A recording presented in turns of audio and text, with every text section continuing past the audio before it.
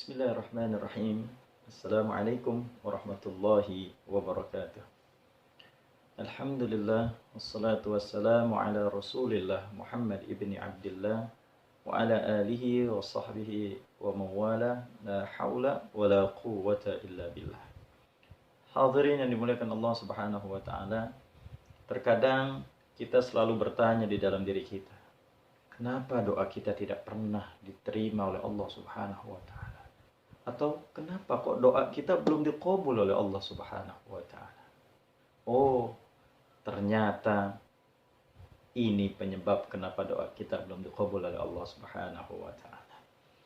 Pada kesempatan kali ini kita sama-sama akan mengaji daripada kitab Nasaihul Ibad karangan Al-Imam Asy-Syaikh An-Nawawi Ibnu Umar Al-Jawi, atau yang biasa kita kenal dengan sebutan Syekh Nawawi Al-Bantani, tentang kenapa kok doa kita belum dikabul oleh Allah subhanahu wa ta'ala. Mari sama-sama kita mulai daripada pengajian kita kali ini. Suatu ketika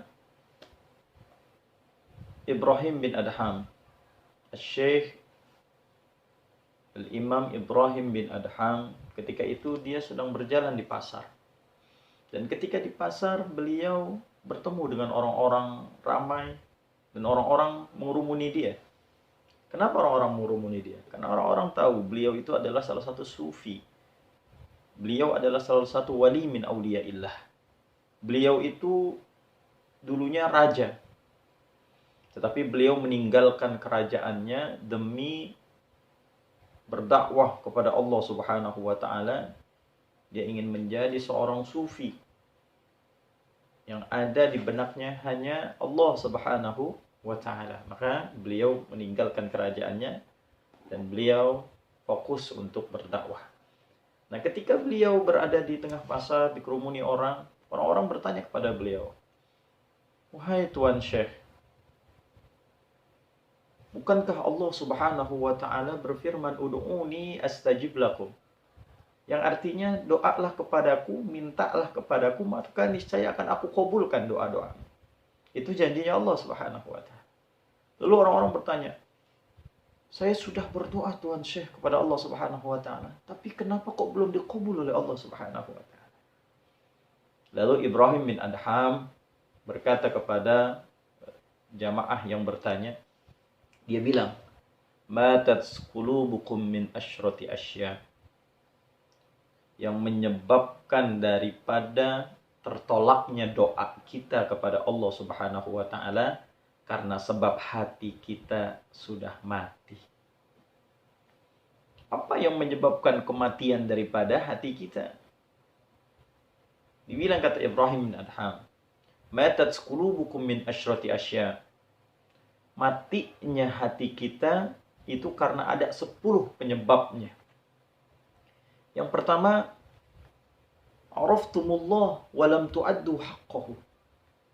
Kita percaya Allah subhanahu wa ta'ala itu ada, tapi kita tidak mau beribadah kepada Allah subhanahu wa ta'ala. Ketika Allah suruh salat, kita enggak salat. Ketika Allah suruh puasa, kita enggak puasa. Ketika Allah menyuruh kita untuk menunaikan zakat kita, kita tidak berzakat. Ketika Allah subhanahu wa ta'ala menyuruh kita untuk memakan makanan yang halal, kita tidak makan makanan yang halal. Tetapi kita makan makanan yang haram. Bukan makanannya yang haram, tetapi cara kita mendapatkan makanan tersebut juga haram. Itu menyebabkan daripada kematian hati kita. Yang pertama. Dan yang kedua, qara'tum kitaballah wa lam ta'malu bih. Kita senantiasa membaca Al-Quran setiap harinya. Terlebih lagi saat ini bulan suci Ramadan. Kita terus membaca Al-Quran. Tetapi kita tidak pernah mengamalkan apa yang diperintahkan oleh Al-Quran di dalamnya. Itulah yang menyebabkan hati kita mati. Dan yang ketiga, yang menyebabkan hati kita mati yaitu idda'aitum adawata iblis wa walaitumuh. Kita tahu bahwa iblis itu adalah musuh bagi kita. Tetapi kita selalu mengikuti daripada perintah atau bisikan iblis, laknatullah alaih. Ini banyak yang saat ini tidak kita sadari. Ketika kita mendekati sesuatu barang yang haram, setan selalu berbisik kepada kita. Udah, ambil aja. Urusan dosa mah kebelakangan. Ketika kita ingin bermaksiat, udah, mumpung masih muda, nikmatin aja hidup. Hidup cuma sekali. Bisikan setan terus mengganggu kita. Bahkan ketika kita ingin berbuat baik, setan pun dan iblis pun selalu berbisik di telinga kita. Contoh, ketika kita ingin bersedekah, apa kata setan? Udah, nggak usah sedekah. Anak dan istri-istrimu lebih butuh dibandingkan kamu sedekah memberikan kepada orang lain. Tidak sampai di situ, ketika kita melawan daripada bisikan setan, kita lawan bisikan setan. Peduli setan. Bismillah, saya mau sedekah. Setan masih mengganggu kita. Dengan cara apa? Udah kalau mau sedekah, tapi jangan banyak-banyak ya. Tuh, Masya Allah. Dibilang kata Allah, asyaitanu ya'idukumul faqra wa ya'murukum bil fahsya. Sesungguhnya syaitan itu menakut-nakuti kita kepada kefakiran. Dan selalu menuntun kita ke jalan yang buruk. Kita percaya sama syaitan apa percaya sama Allah? Padahal di dalam kita bersedekah, Allah Subhanahu wa taala berfirman, "Matsalul ladzina yunfiquna amwalahum fi sabilillah kamatsali habbatin ambatat sab'a sanabil fi kulli sumbulatin mi'atu habbah wallahu yudha'ifu liman yasha." Masya Allah. Kalau setan nakut-nakutin kefakiran, ketika kita mau sedekah udah banyak-banyak, ntar lu miskin. Ntar bini lu makan apa? Anak lu makan apa? Tetapi Allah Subhanahu wa taala menyuruh kita, siapa orang yang berinfak di jalan Allah Subhanahu wa taala, maka Allah akan balas 700 kali lipat. Bahkan Allah bisa melipat gandakan lebih daripada 700 kali lipat. Itu yang ketiga. Kita percaya iblis itu adalah musuh kita, tetapi kita selalu mengikuti bisikan syaitan. Yang keempat, idda'aitum hubbar rasul wa taraktum atharahu wa sunnatahu. Kita tahu bahwa Nabi Muhammad SAW adalah utusan Allah, tetapi kita tidak pernah mengerjakan daripada sunnah-sunnah Nabi Muhammad SAW. Kita tidak pernah mengerjakan apa yang diperintahkan Nabi Muhammad SAW. Kita tidak pernah berselawat kepada baginda Rasul SAW. Begitu banyak sunnah-sunnah Nabi Muhammad. Apa contohnya? Ketika memakai baju, pakailah dulu dari lengan yang sebelah kanan. Ketika kita ingin melepas baju, keluarkanlah tangan kiri dahulu.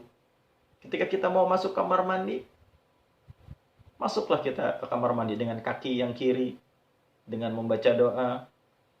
Ketika kita ingin buang air kecil, disunnahkan oleh baginda Rasulullah SAW untuk berjongkok. Ketika kita ingin keluar dari kamar mandi, maka keluarlah dengan kaki kanan dan membaca doa. Ini adalah sunnah-sunnah yang mudah. Kita makan dan minum menggunakan tangan kanan, itu adalah sunnah dari baginda Rasul SAW. Tetapi banyak kita yang tidak mengerjakannya. Inilah yang menyebabkan perkara keempat yang dapat mematikan hati kita sehingga doa kita tidak dikabul oleh Allah Subhanahu wa taala. Dan yang kelima, apa yang menyebabkan hati kita mati dan doa kita ditolak oleh Allah Subhanahu wa taala? Idda'aitum hubbal jannah walam ta'malu biha walam ta'malu laha.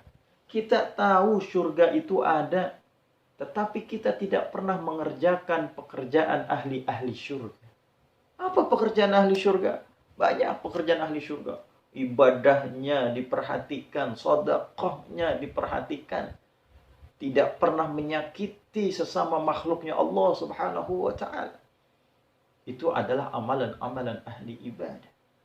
Salat sunnahnya berapa rakaat, tepat waktunya di dalam salat fardu 5 waktu, puasanya diperhatikan, zakatnya diperhatikan. Kita ngaku, kita semua pengen masuk ke dalam syurganya Allah Subhanahu wa taala, tetapi kita tidak pernah mengerjakan amalan-amalan ahli syurga. Itu yang kelima. Yang keenam, idda'aitum khaufan nari haqqun walam tantahu 'anil dzunub. Kita tahu bahwa neraka itu ada. Dan pasti neraka itu ada nanti di yaumil akhir, di hari kiamat. Tetapi kita tidak pernah menjauhkan diri kita dari perbuatan-perbuatan dosa. Ya Allah. Kita selalu berdoa, ya Allah, jauhilah aku daripada siksa api neraka. Tetapi setiap hari kita melakukan dosa. Bukan hanya dosa-dosa kecil, tetapi dosa-dosa besar. Masya Allah. Kita ngezalimin teman kita. Kita durhaka kepada kedua orang tua kita. Kita terkadang masih mengambil hak yang bukan hak kita. Korupsi, nyatut, markup, segala macamnya. Itu ada perbuatan-perbuatan dosa yang dilarang oleh Allah Subhanahu wa Ta'ala. Terkadang kita masih minum minuman khamar yang jelas-jelas dilarang oleh Allah. Kita memakan daging babi, daging anjing, dan lain-lainnya yang diharamkan oleh Allah Subhanahu wa Ta'ala. Berjudi, sekalipun judinya itu judi kecil. Contoh judi kecil. Yuk taruh-taruhan yuk. Kalau misalnya besok Liverpool menang lawan Chelsea, lo buat traktir. Ini salah satu judi. Judi kecil, tetapi karena kebiasaan orang melakukan ini, kesalahan ini menjadi kaprah. Kesalahan ini menjadi biasa-biasa saja. Inilah dosa-dosa kecil yang terkadang kita tidak memperhatikan sehingga membuat hati kita mati dan doa kita ditolak oleh Allah Subhanahu wa Ta'ala. Dan yang ketujuh adalah idda'aitum annal mauta haqqun wa lam tasta'iddu lah. Kita tahu bahwa kematian itu pasti bakal datang kepada kita, tapi kita belum atau kita tidak pernah menyiapkan diri kita untuk menghadapi kematian. Yang sangat ironisnya saat ini, ya Allah, na'udzubillah wal iyazubillah. Saat ini kita begitu khawatir, begitu prepare, persiapannya luar biasa di dalam pencegahan yang namanya COVID-19. Yang belum tentu kita terkena daripada COVID-19. Tapi persiapan kita untuk memprotek diri kita agar selamat daripada COVID-19, kita lakukan dengan sebaik-baiknya. Mulai dari social distancing, mulai dari kita stay at home, kita berdiam di rumah untuk memutus mata rantai COVID-19. Mulai dari kita membeli masker, mulai kita membeli APD, apapun itu jenisnya.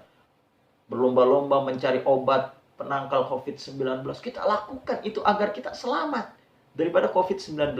Tetapi banyak dari kita tidak pernah berpikir, tidak pernah mempersiapkan diri kita, apakah nanti setelah saya mati saya akan selamat di dalam kubur? Ataukah ketika nanti saya sakaratul maut, apakah saya nanti bisa selamat dari sakaratul maut? Itu tidak pernah dipersiapkan sebagaimana kita mempersiapkan diri kita agar tidak terkena COVID. Na'udzubillah wa la'iya'udzubillah. Jangan-jangan hati kita telah dimatikan oleh Allah Subhanahu wa Ta'ala, sehingga kita takut kepada kematian. Bahaya kalau kita takut mati. Hubbud dunya wa karahiyatul maut. Cinta kepada dunia, pengen hidup selama-lamanya, nggak mau mati. Ketika disebut kematian kita takut. Ini penyakit yang paling berbahaya, kata baginda Rasul sallallahu alaihi wasallam. Sekedar informasi bahwa di dalam sakaratul maut itu begitu dahsyat. Nanti orang yang sakaratul maut itu lehernya itu, tenggorokannya akan terasa kering dan hatinya itu akan terbakar sehingga dia itu membutuhkan minuman. Karena ketika sakaratul maut itu dehidrasi begitu luar biasa. Kita butuh minum. Nah, nanti orang-orang yang beriman, nanti akan datang tuh syaitan tuh. Mengambil kesempatan di dalam orang yang sakaratul maut. Dia membawa satu mangkok, ini ada di dalam kitab Riyadhus Shalihin. Dia mengambil satu mangkuk, di mana mangkok ini dipersiapkan untuk siapa? Dipersiapkan untuk orang-orang yang sedang sakaratul maut, yang membutuhkan daripada minuman. Ketika itu syaitan bilang, apakah kamu mau air ini? Nanti kita akan bilang, ya, saya mau air ini. Tapi syaratnya, katakanlah bahwa Isa itu adalah anaknya Allah Subhanahu wa Ta'ala. Na'udzubillah wa la'iyadzubillah. Kalau kita mengiyakan, iya, Isa adalah anak Allah, maka kita mati dalam keadaan kafir. Na'udzubillah. Banyak orang yang tidak memikirkan ini bagaimana nanti sakaratul maut kita. Selamatkah kita dari sakaratul maut? Ataukah iman kita diambil nanti oleh syaitan sehingga kita mati dalam keadaan kafir? Maka persiapkanlah diri kita untuk menghadapi kematian. Sebagaimana kita mempersiapkan diri kita agar kita tidak terkena daripada COVID-19.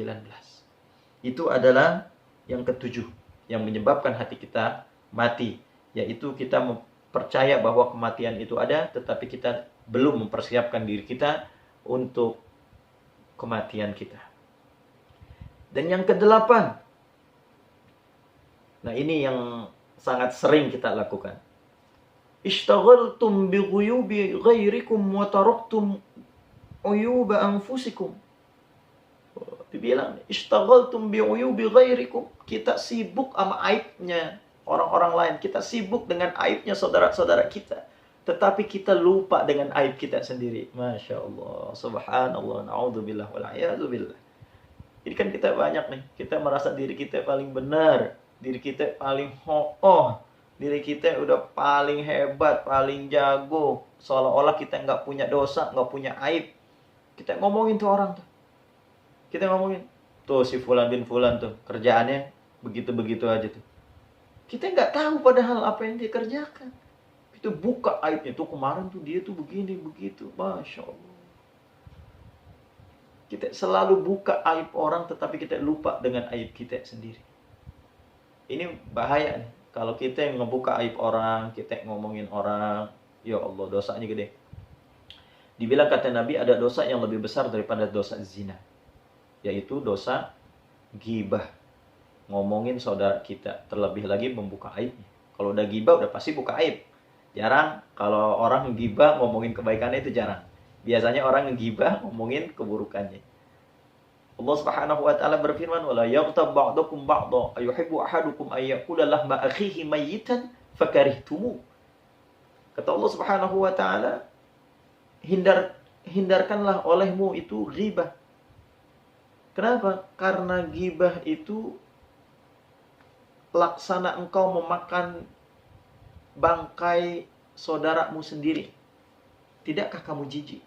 Masya Allah. Itu kata Allah. Kita ngomongin saudara kita nih, itu sama aja kayak kita lagi makan daging bangkai saudara kita. Ya Allah. Ngeri kita. Masya Allah. Jangan sampai nih kita ngebuka aib saudara kita. Tutup aib saudara kita rapat-rapat. Kata Nabi, iyyakum wal ghibah fa innal ghibah asyaddu minaz zina. Jauhilah oleh umatku daripada perbuatan ghibah. Karena ghibah dosanya lebih besar daripada zina. Kalau kita zina, kita bertobat sama Allah Subhanahu wa taala, insya Allah diampunin tobat kita, dosa kita. Tetapi ketika kita berghibah, kata Allah, Allah tidak mengampuni dosa kita sebelum orang yang kita ghibahi itu, orang yang kita omongin, orang yang kita buka aibnya, memaafkan kita. Masya Allah. Bagaimana pertanyaannya jika orang yang kita bicarakan itu sudah meninggal dunia? Minta maaf kemana kita? Maka hindarilah dari kita membuka aib orang lain. Nah, yang kesembilan, nah ini juga kita sering juga ngelakuin nih, yang menyebabkan hati kita mati sehingga susahnya doa kita untuk diterima oleh Allah Subhanahu wa taala. Wattasi'u ta'kuluna rizqallah wa la tashkuruna. Kita setiap hari makan rezeki yang Allah kasih kepada kita. Saat ini kita dikasih uang. Misalnya bulan ini kita dikasih uang 20 juta oleh Allah Subhanahu wa taala. Kita belikan makanan, kita belikan barang-barang, tetapi kita tidak bersyukur kepada Allah Subhanahu wa taala, itu menyebabkan hati kita mati. Ya Allah. Bagaimana? Syukur yang paling ringan, syukur ini ada tingkatannya. Syukur yang paling bawah tingkatannya yaitu ketika kita menerima rezeki dari Allah Subhanahu wa taala, kita bisa makan, kita bisa minum, itu adalah rezeki dari Allah Subhanahu wa taala. Maka ucapkanlah alhamdulillah. Maka niscaya nanti Allah akan tambah rezeki kita. Jangan sampai ketika ada kita mendapatkan rezeki dari Allah, kita saat ini masih bisa makan telur, Kita bilang, ya Allah, cuma telur doang. Jangan sampai kita, ya cuma telur doang. Ya Allah, ini salah satu orang yang kufur akan nikmat Allah Subhanahu wa ta'ala. Terlebih lagi, kemarin kita sama-sama melihat dan sama-sama mendengar. Ketika ada seseorang yang mendapatkan bantuan dari pemerintah, baik kota Madia ataupun pusat, mereka berkata, ini doang bantuannya. Ya Allah, tidak ada syukurnya kepada Allah Subhanahu wa ta'ala. Ini akan menyebabkan kematian hati kita. Ketika hati kita mati, doa kita ditolak oleh Allah Subhanahu wa ta'ala. Makanya bersyukur. Nah, tingkatan di atas kita mengucapkan alhamdulillah, bersyukur yang agak lebih tinggi, yaitu kita kembalikan lagi kepada Allah Subhanahu wa ta'ala. Ketika kita mendapatkan rezeki yang banyak, yang lebih, maka kita infakkan di jalan Allah Subhanahu wa ta'ala. Kita berikan kepada saudara-saudara kita yang membutuhkan. Wa anfiqu mimma razaqnakum min qabli an ya'tiya ahadakumul maut fayaqula rabbi laula akhartani ila ajalin qarib fa asaddaqa wa akum minas salihin. Nanti kalau kita udah mati, nanti kita bakal nyesel. Nyesel kalau kita nggak pernah sedekah. Nanti orang yang sudah mati itu membutuhkan daripada sedekahnya. Kalau orang yang nggak pernah bersedekah, maka dia akan menyesal nanti di dalam kuburnya. Karena sedekah itu akan menolong kita nanti di dalam kubur. Dan itu yang ke-9. Dan yang terakhir, wal anshiru tadfanuna mautakum wala ta'tabiruna bihim. Kita sering melihat orang yang dikubur. Kita sering menghantarkan orang ketika hendak dikubur. Kita sering melayat ketika ada orang yang meninggal. Tetapi kita tidak pernah mengambil i'tibar kalau kita pun nanti bakal menyusul orang tersebut. Maka persiapkanlah diri kita. Nah, 10 hal ini yang menyebabkan kenapa doa-doa kita ditolak oleh Allah Subhanahu wa ta'ala. Maka dari itu, jika doa kita ingin diterima oleh Allah Subhanahu wa ta'ala, hidupkanlah hati kita. Jangan sampai hati kita mati karena 10 perkara yang tadi. Mudah-mudahan kita semua dapat mengambil pelajaran pada kali ini. Mudah-mudahan doa-doa kita semuanya diterima oleh Allah Subhanahu wa ta'ala. Jangan pernah putus asa untuk berdoa. Wala tai'asu min rauhillah. Janganlah kita berputus asa di dalam rahmat Allah. Terus kita berdoa dan terus kita mengkaji diri kita untuk menjadi orang yang lebih baik. Mudah-mudahan kita semua diberikan taufik dan hidayah oleh Allah Subhanahu wa ta'ala. Assalamualaikum warahmatullahi wabarakatuh.